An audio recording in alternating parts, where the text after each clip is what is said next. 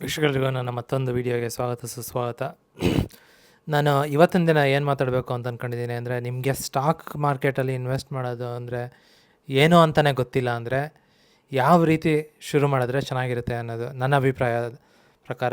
ಯಾವ ರೀತಿ ಶುರು ಮಾಡಿದ್ರೆ ಚೆನ್ನಾಗಿರುತ್ತೆ ಅನ್ನೋದನ್ನ ಬಗ್ಗೆ ಮಾತಾಡೋಕ್ಕೆ ಇಷ್ಟಪಡ್ತೀನಿ. ಈಗ ತಾನೇ ನನ್ನ ಬಾಲ್ಯದ ಒಬ್ಬ ಸ್ನೇಹಿತ ನನ್ನ ಜೊತೆ ನವೋದಯ ಸ್ಕೂಲಲ್ಲಿ ಓದಂಥ ನನ್ನ ಫ್ರೆಂಡ್ ಇನ್ನೂ ಕಾಂಟ್ಯಾಕ್ಟಲ್ಲಿದ್ದೇವೆ. ಅವ್ನು ಫೋನ್ ಮಾಡಿದ್ದ. ಅವ್ನು ಕೇಳಿದ, ನೋಡುವಾಗ ನನಗೆ ಇನ್ವೆಸ್ಟ್ ಮಾಡೋದು, ಸ್ಟಾಕಲ್ಲಿ ಇನ್ವೆಸ್ಟ್ ಮಾಡೋದು ಅಂದರೆ ಏನೋ ಅಂತಲೇ ಗೊತ್ತಿಲ್ಲ, ಹೆಂಗೆ ಮಾಡೋದು ಅಂತಲೂ ಗೊತ್ತಿಲ್ಲ, ಏನು ಮಾಡೋದು ಅಂತ ಗೊತ್ತಿಲ್ಲ, ಶುರು ಮಾಡಬೇಕು ಅಂದರೆ ಏನು ಮಾಡೋದು. ಯಾಕೆಂದರೆ ನನಗೆ ಗೊತ್ತು ಎಲ್ಲರೂ ಮಾಡ್ತಾರೆ, ಸಾಕಷ್ಟು ಜನ ಮಾಡ್ತಾರೆ, ಎಲ್ಲರೂ ಅಲ್ಲ ಬಟ್ ಸಾಕಷ್ಟು ಜನ ಮಾಡ್ತಾಯಿದ್ದಾರೆ. ಹಾಗಾಗಿ ಇದರಲ್ಲಿ ಒಂದು ಒಳ್ಳೆ ಈ ಇನ್ವೆಸ್ಟ್ ಮಾಡೋದ್ರಿಂದ ಒಂದು ಒಳ್ಳೆ ರಿಟರ್ನ್ ಸಿಗುತ್ತೆ ಅನ್ನೋದು ಕೂಡ ಗೊತ್ತು, ಚೆನ್ನಾಗಿ ಮಾಡಿದ್ರೆ.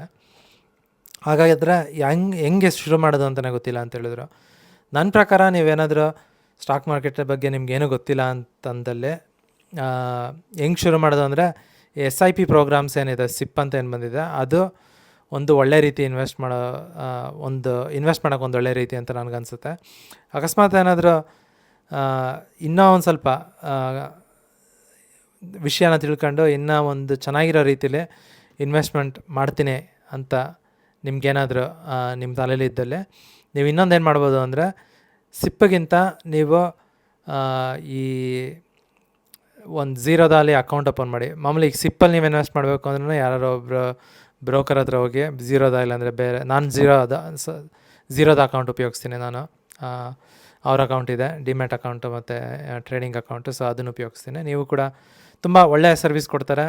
ಪ್ಲಸ್ ನಮ್ಮ ಕರ್ನಾಟಕದ ಕಾಮತ್ ಅಣ್ಣ ತಮ್ಮಂದಿರು ಓಪನ್ ಮಾಡಿರೋಂಥ ಒಂದು ಬಿಸ್ನೆಸ್ ಅದು. ಸೊ ಅವ್ರಿಗೆ ದುಡ್ಡು ಹೋಗಲಿ ಅಂಥೇಳಿ ನಾನು ಅದರನ್ನೇ ಈ ಮುಂಬೈಯಲ್ಲಿರೋ ಈ ಬ್ರೋಕರೇಜ್ಗಳಿಗಿಂತ ನಮ್ಮ ಬೆಂಗಳೂರಲ್ಲಿರೋ ಜನಗಳಿಗೇನೆ ಪ್ರಾಫಿಟ್, ನನ್ನ ದುಡ್ಡು ನನ್ನ ಏನು ಈ ಟ್ರೇಡಿಂಗ್ ಮಾಡೋಕ್ಕೆ ಇಲ್ಲ ಅಂದರೆ ಇನ್ವೆಸ್ಟ್ ಮಾಡಿದಾಗ ನಾನು ಬ್ರೋಕರೇಜ್ ಫೀ ಏನು ಕೊಡ್ತೀನಿ.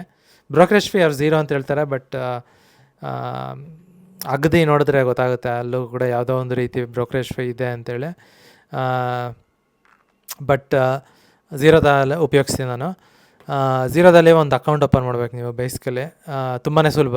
ನೀವು ಸುಮ್ಮನೆ ಝೀರೋದಲ್ಲಿ ಹೆಂಗೆ ಹೌ ಟು ಓಪನ್ ಟ್ರೇಡಿಂಗ್ ಅಕೌಂಟಲ್ಲಿ ಅಂದರೆ ಡಿಮ್ಯಾಟ್ ಅಕೌಂಟ್ ವಿತ್ ಝೀರೋದ ಅಂತ ನೀವು ಗೂಗಲಲ್ಲಿ ಸರ್ಚ್ ಮಾಡಿದ್ರೆ ಝೀರೋದ ಅವರೇ ಮಾಡಿರೋಂಥ YouTube video first page Google search ಪೇಜಲ್ಲಿ ಬರುತ್ತೆ. ಅದನ್ನು ನೋಡಿ ನೀವು ತುಂಬಾ ಸುಲಭವಾಗಿ ಝೀರೋದ ಎಂಪ್ಲಾಯೀಸ್ಗಳು ಇಲ್ಲಾಂದರೆ ಅವ್ರದ್ದೇನೋ HR ಇಲ್ಲ PR ಟೀಮ್ ಏನಿದೆ, ಅವರೇ ತುಂಬಾ ಅದ್ಭುತವಾಗಿ ಅದರಲ್ಲಿ ಎಕ್ಸ್ಪ್ಲೇನ್ ಮಾಡಿದ್ದಾರೆ. ಸೊ ಅದನ್ನು ನೋಡಿ ನೀವು ಓಪನ್ ಮಾಡಿದ್ಮೇಲೆ ಏನಿಲ್ಲ, ಅಲ್ಲಿ ಒಂದು ನಿಮ್ಮ ದುಡ್ಡೇನಿದೆ, ನಿಮ್ಮ ದುಡ್ಡನ್ನ ಅದರಲ್ಲಿ ಹಾಕುವಂಥ ಆಪ್ಷನ್ ಇರುತ್ತೆ. ಅಲ್ಲೋಗಿ ನಿಮ್ಮ ದುಡ್ಡನ್ನ ಹಾಕಬೇಕು. ಅದಾದಮೇಲೆ ನೀವು ಏನಿಲ್ಲ, ಸ್ಟಾಕ್ಗಳೇನಿದ್ದಾವೆ ಅದರಲ್ಲಿ ಇನ್ವೆಸ್ಟ್ ಮಾಡ್ತಾ ಹೋಗ್ಬೋದು. ಸೊ ಸಿಪ್ಪಿಗಿಂತ ನನಗೆ ಒಳ್ಳೆಯದು ಅಂತ ಅನ್ಸೋದು ETF. ಯಾಕೆಂದರೆ ಸಿಪ್ಪಲ್ಲಿ ನೀವು ಇನ್ವೆಸ್ಟ್ ಮಾಡ್ತೀರಾ, ಮ್ಯೂಚುವಲ್ ಫಂಡ್ಗಳೇನಿದ್ದಾವೆ ತುಂಬಾ ಫೀ ಇರುತ್ತೆ. ಅವರು ನಿಮ್ಮ ರಿಟರ್ನ್ಸ್ ಏನಿದೆ ಅದನ್ನೆಲ್ಲ ತಿಂದಾಕ್ಬಿಡ್ತಾರೆ ಅವರನ್ನು. ಕೆಲವೊಂದು ಸಲ ಎಲ್ಲರೂ ಆ ರೀತಿ ಮಾಡಲ್ಲ. ಒಂದಷ್ಟು ಏನು ಮ್ಯೂಚುವಲ್ ಫಂಡ್ಸ್ಗಳ ಮ್ಯಾನೇಜರ್ಗಳೇನಿದ್ದಾರೆ ತುಂಬಾ ಫೀ ತಗೊತಾರೆ. ಅದರಲ್ಲೂ ಚೆನ್ನಾಗೇ ವರ್ಕೌಟ್ ಮಾಡ್ತಾರಂಥ ಮ್ಯೂಚುವಲ್ ಫಂಡ್ಸ್ಗಳು.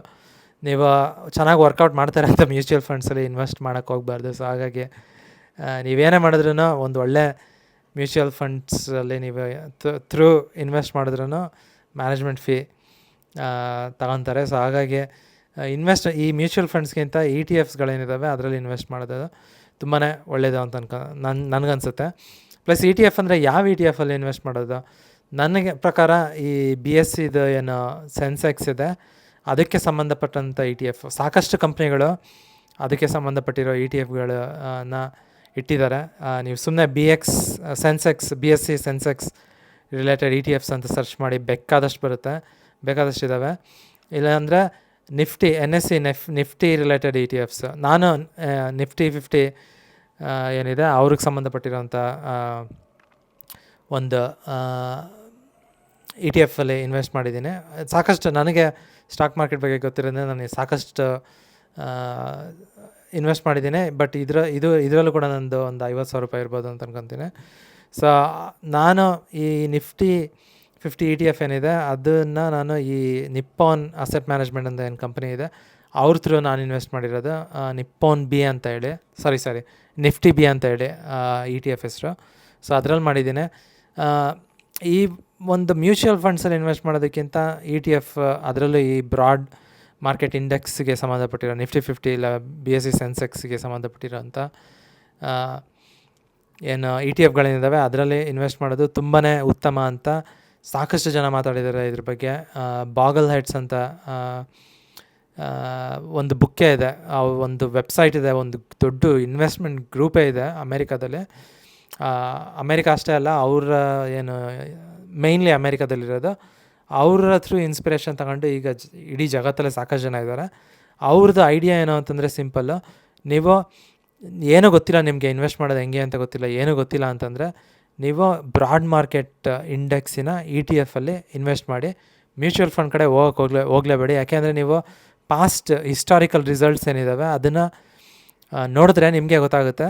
ಈ ಮ್ಯೂಚುವಲ್ ಫಂಡ್ಸ್ಗಳೇನಿದ್ದಾವೆ ಕೆಲವೊಂದಷ್ಟು ಜನ ಚೆನ್ನಾಗಿ ಮಾಡಿರ್ಬೋದು, ಆದರೆ ಆ ಕೆಲವೊಂದಷ್ಟು ಚೆನ್ನಾಗಿ ಮಾಡಿರೋ ಮ್ಯೂಚುವಲ್ ಫಂಡ್ಸ್ನ ಹೆಂಗೆ ಹುಡುಕೋದು ಅಂತ ಈ ಸಾಮಾನ್ಯ ಜನರು, ನಮ್ಮಂಥವ್ರು ನಿಮ್ಮಂಥವ್ರಾದರೆ ಅದನ್ನು ಹುಡುಕಿ ಅವ್ರನ್ನ ಏನು ಅದರಲ್ಲಿ ಇನ್ವೆಸ್ಟ್ ಮಾಡೋದೇನಿರುತ್ತೆ ತುಂಬಾ ಕಷ್ಟ ಅದು. ಯಾಕೆಂದರೆ ಫಸ್ಟ್ ಹೆಂಗೆ ಹುಡುಕ್ತೀಯ, ಯಾರು ಚೆನ್ನಾಗಿ ಮಾಡ್ತಾಯಿದ್ದಾರೆ ಹೆಂಗೆ ಗೊತ್ತಾಗುತ್ತೆ? ಅದಕ್ಕಿಂತನೂ ಸುಲಭವಾಗಿ ಹುಡುಕೋದೇನು ಅಂತಂದರೆ ನಿಫ್ಟಿ 50 ಬಗ್ಗೆ ಇರೋಂಥ ಒಂದು ಅದ್ಭುತವಾದ ETF, ಅಥವಾ ಸೆನ್ಸೆಕ್ಸ್ BSE ಸೆನ್ಸೆಕ್ಸ್ಗೆ ಸಂಬಂಧಪಟ್ಟಿರೋಂಥ ಒಂದು ಅದ್ಭುತವಾದ ETF ಹುಡುಕೋದು ತುಂಬಾ ಸುಲಭ.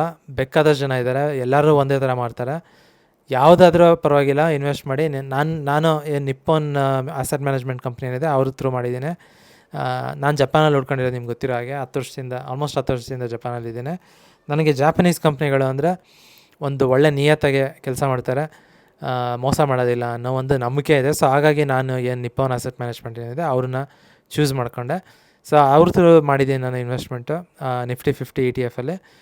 ಆಗಲೇ ಹೇಳಿದ ರೀತಿ ನಿಫ್ಟಿ ಬೀಸ್ ಅಂತ ಹೇಳಿ ಅದರ ಆ ETF ಹೆಸರು. ನಾನು ರೆಕಮೆಂಡ್ ಮಾಡ್ತೀನಿ, ಇದನ್ನು ಚೆನ್ನಾಗಿದೆ.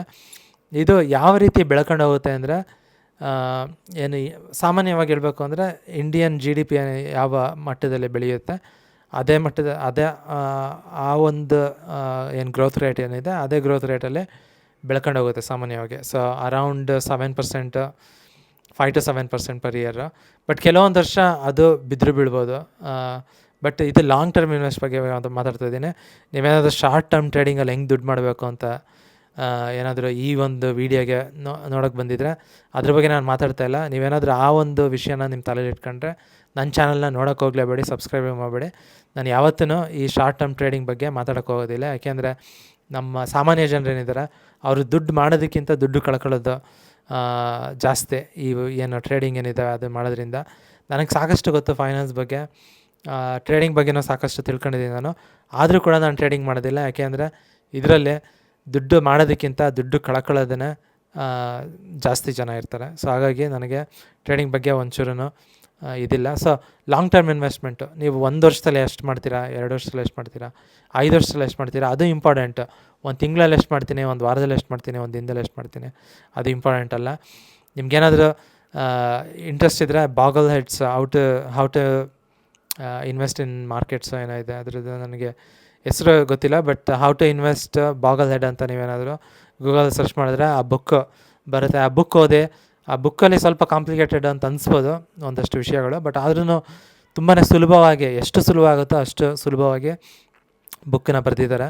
ಸೊ ಅದನ್ನು ಓದಿದ್ರೆ ನಿಮ್ಗೊಂದು ಐಡಿಯಾ ಸಿಗುತ್ತೆ ಏನಕ್ಕೆ ನಾವು ಬ್ರಾಡ್ ಮಾರ್ಕೆಟ್ ETFಸಲ್ಲಿ ಇನ್ವೆಸ್ಟ್ ಮಾಡೋದು ತುಂಬ ಉತ್ತಮ ಅಂತ, ಸಿಪ್ಪಿಗಿಂತನೂ. ಇಲ್ಲಾಂದರೆ ನಿಮಗೇನೋ ಗೊತ್ತಿಲ್ಲ, ಏನು ಸ್ಟಾಕ್ ಮಾರ್ಕೆಟ್ ಏನು ಅಂತ ಗೊತ್ತಿಲ್ಲ, ಹೆಂಗೆ ಇನ್ವೆಸ್ಟ್ ಮಾಡೋದು ಅಂತ ಗೊತ್ತಿಲ್ಲ ಅಂದರೂ ಕೂಡ ಬ್ರಾಡ್ ಮಾರ್ಕೆಟ್ ETFಸಲ್ಲಿ ಇನ್ವೆಸ್ಟ್ ಮಾಡೋದು ತುಂಬ ಉತ್ತಮ ಅಂತ. ಏನಕ್ಕೆ ಅಂತ ತುಂಬಾ ಅದ್ಭುತವಾಗಿ ಬರೆದಿದ್ದಾರೆ. ಖಂಡಿತವಾಗ್ಲೂ ಅದನ್ನು ನೋಡಿ ಅಂತೇಳಿ ನಾನು ಈ ಒಂದು ವೀಡಿಯೋನ ಮುಗಿಸೋಕ್ಕೆ ಇಷ್ಟಪಡ್ತೀನಿ. ಧನ್ಯವಾದಗಳು.